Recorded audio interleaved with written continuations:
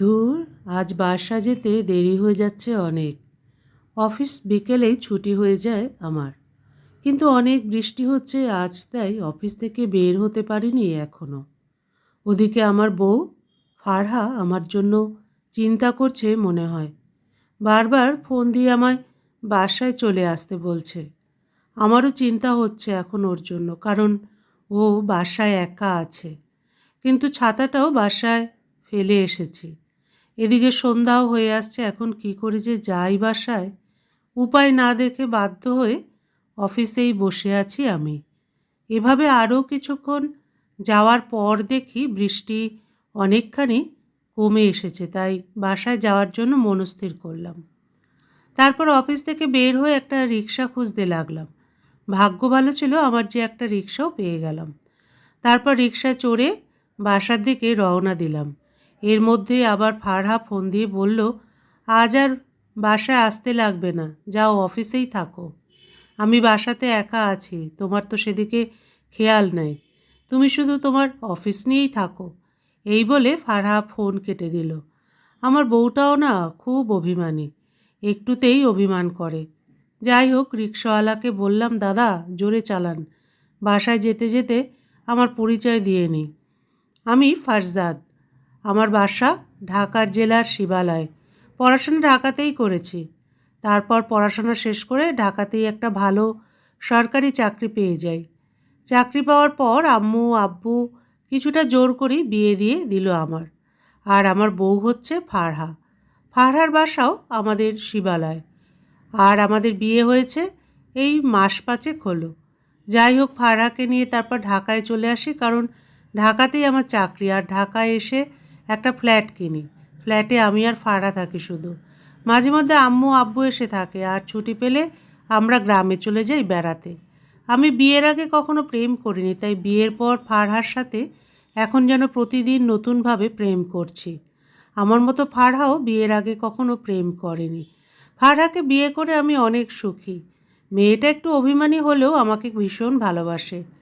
আর ওর অভিমান ভাঙাতেও বেশি সময় লাগে না। যাই হোক, আমাদের পরিচয় দিতে দিতে কখন যে আমার ফ্ল্যাটের কাছে চলে এসেছি বুঝতেই পারিনি। রিক্সাওয়ালার ডাক শুনে তারপর হোঁশ ফিরল। রিক্সা থেকে নেমে রিক্সাওয়ালার ভাড়া বুঝিয়ে দিলাম। আমার ফ্ল্যাটের সামনে ফুলের দোকান আছে, তারপর সেই ফুলের দোকান থেকে কিছু রজনীগন্ধা কিনলাম। ফারহার রজনীগন্ধা আবার খুব পছন্দের, ওর অভিমান ভাঙাতে রজনীগন্ধাই যথেষ্ট। তারপর ফুল নিয়ে আমার ফ্ল্যাটের দরজার কাছে গিয়ে কয়েকবার কলিং বেল বাজালাম। তারপর দরজা না খুলে ভেতর থেকে ফারহা বলল, বাসায় আজ আসলে কেন? অফিসেই থেকে যেতে পারতে। রাগ করো না প্লিজ, দয়া করে দরজাটা খুলে দাও। ফারহা বলল, না খুলবো না, যাও, তুমি বাইরেই বসে থাকো, দেরি করে আসার জন্য এটাই শাস্তি তোমার।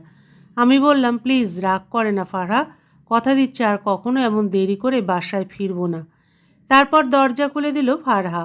দরজা খোলার পর আমার দিকে তাকিয়ে ফারহা বলল, ইস, তুমি তো অনেক ভিজে গেছো দেখছি। এত ভিজে গেলে কি করে তুমি? ছাতাটাও তো ভুলে নিয়ে যাওনি আজ। আমি বললাম, তুমি বারবার ফোন দিচ্ছিলে আর বৃষ্টিও একটু থামলো, তাই বের হয়ে গেলাম অফিস থেকে। আস্তে আস্তে আবার হালকা বৃষ্টি শুরু হয়ে গেল, তাই ভিজে গেছি একটু। যাই হোক, এই দেখো রজনীগন্ধা নিয়ে এসেছি তোমার জন্য। ফুল দেখে ফারহা খুশি হয়ে যায়। তারপর আমার হাত থেকে রজনীগন্ধা ফুল নিয়ে ফারহা বলল, অভিমান ভাঙানোর ভালোই একটা বুদ্ধি পেয়েছো দেখছি। তা এই যে আমার রোমান্টিক বর, এখন প্রেম ছেড়ে ভালো করে গোসল করে পরিষ্কার হয়ে নাও, নইলে আবার গায়ে জ্বর আসবে। তারপর বাথরুমে গিয়ে গোসল করে নিলাম। গোসল করার পর ফারহা আবার আমার মাথা মুছে দিল ভালোভাবে। ফারহা রোজ আমার গোসল শেষে আমার মাথা মুছিয়ে দেয়। আমি মানা করলেও শোনে না, আর বলে আমি নাকি ভালোভাবে মাথা মুছতে পারি না। সত্যি মেয়েটা আমায় অনেক ভালোবাসে, আমার অনেক খেয়াল রাখে। এরপর রাতে খাওয়া দাওয়া শেষ করে ঘুমানোর আগে একটু বাথরুমে গিয়েছি। তখন আবার আমার ফোন বাজতে লাগলো, তাই ফারহাকে বললাম একটু ধরতে। তার কিছুক্ষণ পর বাথরুম থেকে বের হয়ে দেখি ফারহা রাগী চোখ নিয়ে আমার দিকে তাকিয়ে আছে। আমি বললাম, কি হলো ফারহা, এভাবে রাগী দৃষ্টিতে আমার দিকে তাকিয়ে আছো কেন?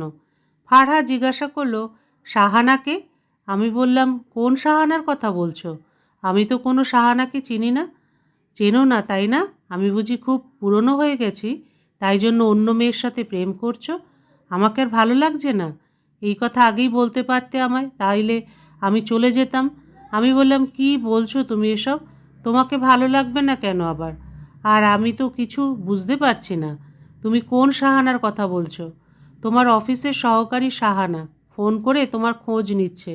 তোমার সাথে নাকি ওর জরুরি কথা আছে। ও, আমার অফিসের সহকারী ওই সাহানার কথা বলছো?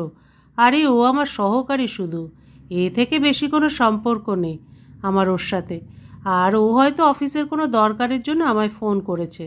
তারপর ফারহার কিছু বলার আগে আবার আমার ফোনে ফোন আসলো। তাকিয়ে দেখি সাহানা ফোন করছে। আবার সাহানার ফোন কল দেখে ফারহা রেগে গেল। এই তো দেখো আবার ফোন করছে তোমার প্রেমিকা, তুমি ওর সাথেই কথা বলো। এখন আমি পাশের রুমে গেলাম, আজ ওই রুমেই থাকবো, তুমি একদম আমার কাছে আসবে না। অভিমান দেখে ফারহা চলে গেল। ধুর, সাহানাও ফোন করার আর সময় পেল না। যাই হোক, সাহানার ফোন ধরে ওর সাথে কথা বললাম কিছুক্ষণ।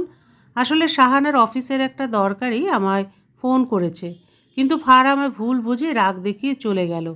এরপর সাহানার সাথে কথা বলা শেষ করে অন্য ঘরে গেলাম, যেখানে ফারহা রাগ করে চলে গেছে। ওই রুমে গিয়ে দেখি ফারহা ফুপিয়ে ফুপিয়ে কান্না করছে। তারপর ওকে অনেক বোঝালাম যে সাহানা আমায় অফিসের কাজে ফোন করেছিল, আর অন্য কোনো কারণে ফোন করেনি। কিন্তু ফারহা যেন বোঝার মেয়েই নয়। ওর একটাই কথা, অফিসের কথা অফিসেই বলবে। এত রাতে বাসায় কেন সাহানা ফোন করবে? এসব বলে শুধু কান্না করছে ফারহা। মেয়েটার দুই চোখ দিয়ে অঝোর ধারায় পানি পড়ে যাচ্ছে। ওর কান্না আমার একদম সহ্য হয় না। আমারও খুব খারাপ লাগছে। মেয়েটা আসলে খুব অভিমানী, একটুতেই অভিমান করে শুধু। অনেক বোঝালেও তো বুঝবে না এখন, কিন্তু ফারহাকে ছাড়া ঘুমও তো ধরবে না আমার। আর ফারহাও তো আমায় জড়িয়ে ধরে ঘুমিয়ে থাকে সারা রাত। ও তো আমায় ছাড়া রাতে ঘুমোতেই পারে না। তারপর ওকে বোঝালাম যে তোমায় ছাড়া ঘুম আসবে না, আর তুমিও তো আমায় ছাড়া ঘুমোতে পারবে না, তাই আর অভিমান করো না। কিন্তু ও বলল ঘুম আসবে এবং আমার কাছে একদম আসবে না আর। এই বলে আমায় রুম থেকে বের করে দিয়ে ঘরের দরজা লাগিয়ে দিল। ফারহা দেখছি আজ অনেক অভিমান করেছে, কিন্তু আমি জানি ও আমায় ছেড়ে ঘুমোতেই পারবে না। ও ঠিক আসবে। তারপর আমি রুমে গিয়ে দরজা না লাগিয়ে শুয়ে পড়লাম। এপাশ ওপাশ করছি, কিন্তু ঘুম আসছে না। ওকে ছাড়া তো আমার ঘুমানোর অভ্যেস নেই তেমন। হঠাৎ দেখি ফারহা ঘরে এসে দরজা লাগিয়ে দিয়ে বিছানার কাছে এসে বলল, একা একা ঘুম আসছে না, তোমাকে ছাড়া তো কখনো ঘুমাইনি, তাই বিছানার আমি এক কোণায় এবং তুমি আর এক কোণায় শোবে। মাঝখানে কোলবালিশ থাকবে, আর হ্যাঁ, একদম কোলবালিশ টপকে আমার কাছে আসবে না বলে রাখলাম। এই বলে ফারহা খাটের মাঝখানে কোলবালিশ রেখে অন্যদিকে মুখ ঘুরিয়ে শুয়ে পড়ল।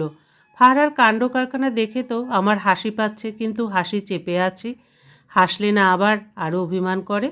মেয়েটা যে বড্ড অভিমানী, কিন্তু আমার ওপর বেশিক্ষণ অভিমান করে থাকতে পারে না। তাই তো ওই রুমে থাকতে পারলো না বেশিক্ষণ, আমার কাছে চলে আসলো। তারপর আমিও ঘুমানোর চেষ্টা করলাম। তারপর কখন যে ঘুমিয়ে গেছি বলতে পারবো না। গভীর রাতে আবার ঘুম ভেঙে গেল। মোবাইল অন করে সময় দেখি রাত 2টো বাজে, এবং আমায় ফারহা যে জড়িয়ে ধরে ঘুমিয়ে আছে সেটাও খেয়াল করলাম। ফারহা মাঝখানের কোলবালিশ সরিয়ে কখন যে আমায় জড়িয়ে ধরে ঘুমিয়ে আছে টেরই পাইনি। সত্যি একটা পাগলি বউ আমার। ওর পাগলামোগুলো আমার অনেক ভালো লাগে। আমি জানতাম যে ও আমায় জড়িয়ে না ধরে ঘুমোতেই পারবে না। ঘরের জানলা খোলা ছিল। আজ পূর্ণিমার রাত, জানলা দিয়ে পূর্ণিমার চাঁদের আলো এসে একেবারে ফারহার মুখে গিয়ে পড়েছে। সেই আলোতে ফারহাকে দেখছি আর মুগ্ধ হচ্ছি। কি সুন্দর লাগছে আমার বউটাকে, যেন একটা পরী আমার পাশে শুয়ে আছে। কি মায়া ভরা মুখ ফারহার। আর এই মেয়েটাই কিনা আমার ওপর একটু আগে এত অভিমান করেছিল। কিন্তু তাতে কি, ফারহার অভিমান আমার কাছে খারাপ লাগে না, বরং আমার তো অনেক ভালোই লাগে। কারণ অভিমান তো ভালোবাসারই এক ধরনের বহিঃপ্রকাশ, আর অভিমান শুধু ভালোবাসার মানুষের সাথেই করা যায়। গল্পের সমাপ্তি এখানেই। বন্ধুরা, গল্পটি যদি ভালো লাগে তাহলে অবশ্যই লাইক, কমেন্টস, শেয়ার করে আমার পাশে থাকবেন।